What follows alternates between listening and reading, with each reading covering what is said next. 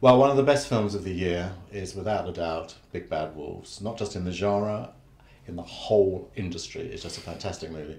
And we're so delighted to have back at FrightFest the two co-directors, Navot Papushado and Aharon Keshales. Guys, how much do we love this movie? And how much do we love you? How much do we love FrightFest and how much do we love you? I think it's the same. Ah, good. I mean, we did say to you when you came with Rabies the first time, you know, come back with something fantastic. And you did. And we can't believe it that we've actually got it as our closing film. So we're really, really pleased. No, we're very excited. Yeah. I mean, how hard was it? I mean, because Rabies was like not only the very first Israeli slasher movie, but it was like first horror movie, and then you had to follow that with something. So what did you think? Was that a real extra pressure? There was a pressure of doing something good again, but as for doing it in Israel, it was easier because we went on the international circuit and we got a lot of rave reviews and great screenings around festivals. And I think the highlight for us was indeed FrightFest, because that was an historic event, because we get an extra screening due to popular demand, and everybody was talking about it in Israel. So the funds in Israel, which don't give a lot of money to horror films or genre films, when we pitched them the idea about Big Bad Wolves, they were like, okay, we'll do that because you're so great, doing so much good business for us abroad, so let's do it with you.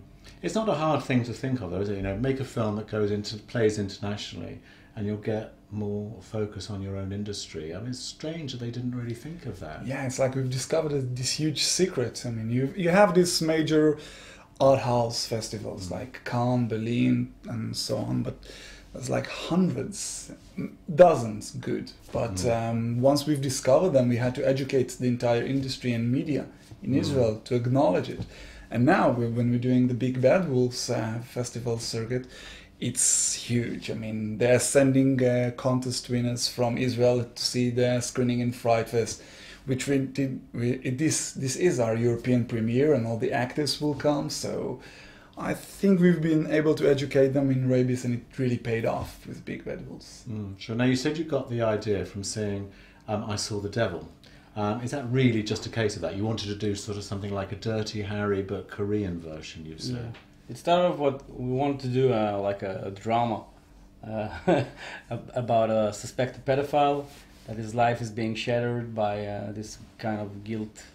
He's being, everybody thinks he did it, but he didn't do it. So we wanted to see the point of view of an alleged killer. His wife doesn't want to talk to him. He can't see his daughter. His students are obnoxious to him, and he's getting fired from his work, and his life is being shattered. And then we said, but we want to do another film. We don't want to do like a Dirty Harry kind of film. And then we want to do another film, like a Korean revenge film with an avenging father. So then we said, let's do all three in the same movie. And when we pitched the idea to the producer, we told him, let's do a Dirty Harry kind of movie. When Dirty Harry wanders by mistake to a Korean revenge film written by the Brothers Grimm. And that pitch worked out for us because he loved the idea, and then we went to write the film. And I love the idea because it is a fairy tale in sorts, but you don't. Although you've got certain sort of key images from fairy tales, you don't overdo that, and I think that's actually one of the nicest things about it, because it's there if you want to see it, but you're not sort of going, look, it is a Brothers Grimm style thing. You do that's quite good. Thank you. Okay, no, not so bad. Are the lead actors famous again? I mean, are they famous people in Israel? Biggest stars in Israel. Yeah. You have the Cup, Leo Ashkenazi. Yes, of course. So he was in Rabies, but he was also in Footnote, which Right. won a lot of awards, and Walk on Water. He's like our George Clooney, Right. the Cup. And the father, the Avenging Father, is one of Israeli most celebrated drama actors. Right. And the grandfather is like our John Cleese. It's like if you have an equivalent of Monty Python in Israel, he was in it. He was like the John Cleese. Wow. Yeah, the grandfather. Because like Rabies, it's about situations that go out of control, really, isn't it? I mean, it's like, so you've sort of kept that sort of similar template in a way in this one. Yes, it's still us. I mean, even though we've kind of evolved and it's more of a thriller, a revenge thriller with a lot of comedy in it, it's still us. It's still the subject matters that we like to deal with. And the relationship, you take something big like a revenge and you put it into a family situation, a fathers and sons dilemmas and conflicts. But yes, it's still us. I mean, it's still us. We still live in Israel, and this is still the influences we have. I still think that anything good turns really fast into something bad. So Yeah. And it's funny. It's funny as well. Which I mean, because as it goes on, you think, no, it's almost like that. I think we missed that in recent years. I think everything has been done with so much seriousness in this genre, in thrillers or in horror. Nobody gives you a wink in the eye, so you know it's okay to be afraid, but it's also could be funny. And I think that the great directors of the 70s and 80s and even the 90s used a lot of comedy to, you know, lower your guards and then hammer you with a hammer. And nowadays you just get beaten by a hammer to the point that you don't even feel anything to the characters or to the story. So we wanted, in Rabies we started to play along with comedy, but in here it was important for us to go even further with the black comedy. We tried to do something that the Coen brothers used to do in their early works, like Blood Simple, something like that, that you're laughing but you hate yourself for laughing at something that is really not funny. And you've said that you won't work alone, you'll only ever work together. Is that really the case? I mean, isn't there going to come to a point where that's the case for me? The boy band is going to split up.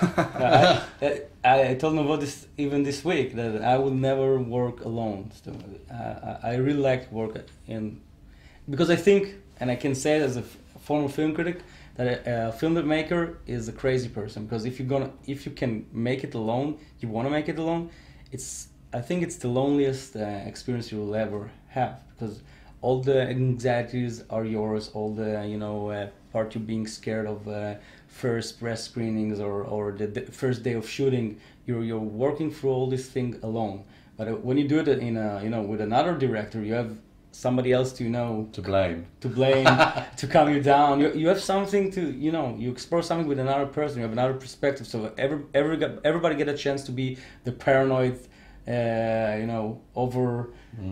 frightened guy, and then the other guy does the thing that he needs him to do. So for me, I will always do films with Navot, or I'll go back to film writing and film lecturing.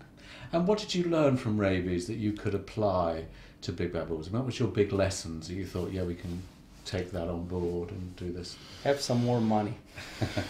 More money. Well. Yeah. No, but work with the best craftsmen, because in Rabies there were all students of mine, and we were very wet behind the ears, and we didn't have no responsible guy on the set. I was the responsible guy. Not that responsible, but when we worked with Big Bad Wolves, we got the best DOP, we got the best editors. We got very great craftsmen, so you can see it in the film. Because you really can. It's beautiful. I mean, the music, the photography, the first scene in the woods is just so beautiful. I think it really sets you up for, you're going to see something really special here, I think. No, it was important for us to evolve, of course, not making a better film, but yes, working like a normal film, because Rabies was, a shoestring budget film made in the woods only for 17 days, and you wouldn't know, you really don't want to know how much it costs. So when we knew we wanted to make Big Bad Wolves, we knew we wanted to make something different, and we'll have to get the best, chiefs in the industry, and it really paid off. Actually, it's a little bit of a UK-Israeli co-production, because we did all the orchestra in Air Studios with the London Metropolitan. Wow. Yeah, I hope they will be here for the screening. And our composer lives here, Frank Ilfman, who also did Rabies, but he lives here in London, so it was a great experience. Fantastic. Coming here. Yeah, the best experience during the filming was coming to here and getting into Air Studios and just listening to your music. Oh, great. And the film was just opened in Israel. Yeah. How are the reviews and how's it doing? I mean, have you done?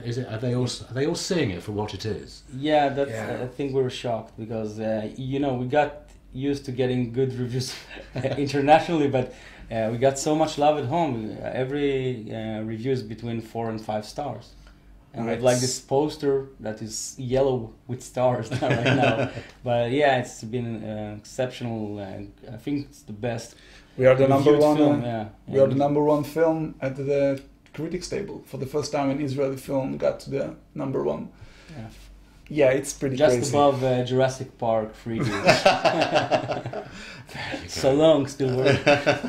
Now listen, you're about to do an ABCs of Death Part 2, aren't you? Have Yeah. you? I mean, I know you. Have you chosen your letter yet? What's We happening gave there? them options, and we are in contact. We've sent them a few IDs. Still looking to bet. Oh, I see. So they're actually taking it that seriously, not like before. They just said go ahead and do it. No, they have a No. whole manifesto Right. which doesn't allow you to do this and allows you to do that. Yeah, they took it very seriously this time. But no, that's good. I mean, it's a nice one to do. I hope you can do something well with that. And your next film, you've said you might do Once Upon a Time in Palestine. Is that correct? That's our dream project. We hope it will be our next movie. Which is roughly about what?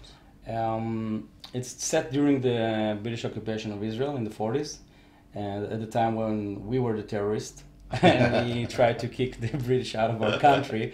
So it will be and this theme hasn't been explored never, and it was one of the most chaotic and beautiful times in Israel. I mean, all our prime ministers were terrorists, Right. and there's a great story to tell, so we won't tell that story.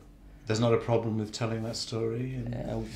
I think we There can is a get ti- away with murder Yeah. at this point. We did a comedy about a pedophile, so Yes, there is that. I mean, Big Bad Wolves would seem to me to be just like Rabies, the fact that there'd be a remake, an American remake knocking on the door. Is that the case? Has anybody come to you and said, we love this, we want to Yeah, sort of do it? there are a lot of conversations, but we don't know.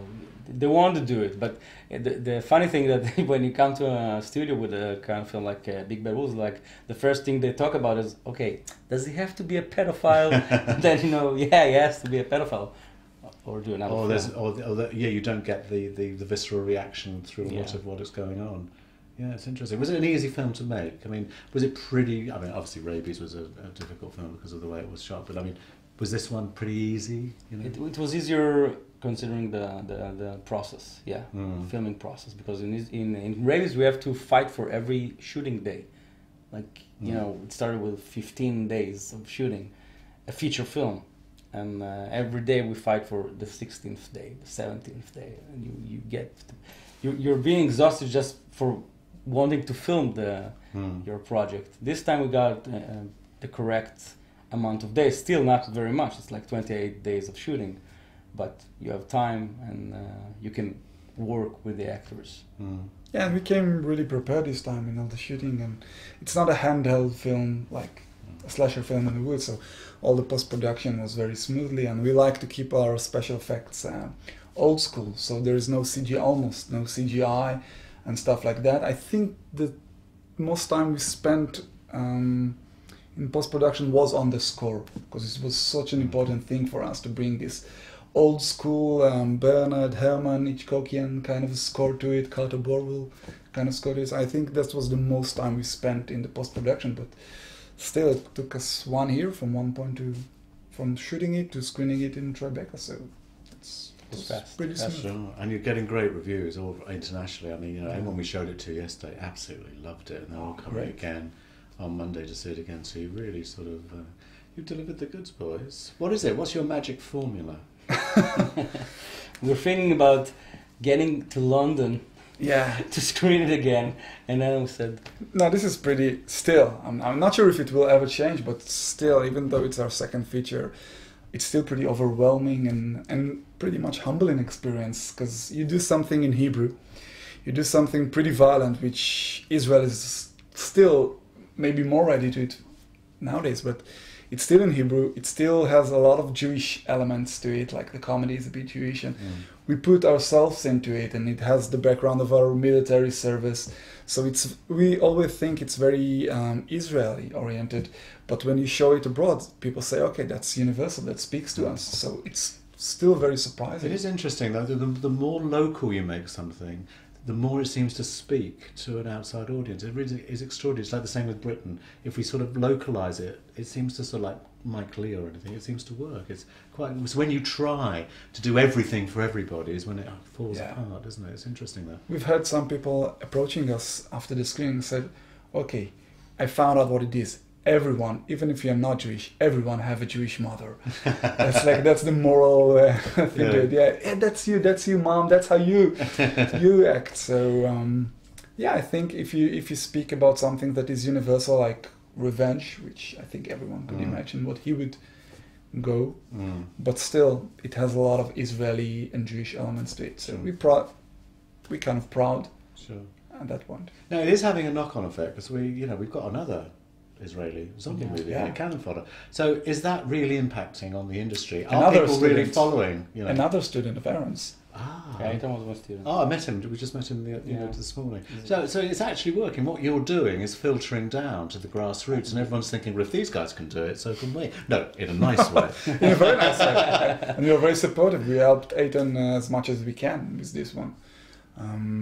It's starting. I mean, it's really starting. You could see the government funds are more open to the ideas, and of course, after the international success of Rabies, I think Big Bad Wolves really shocked and blew everyone's mind away.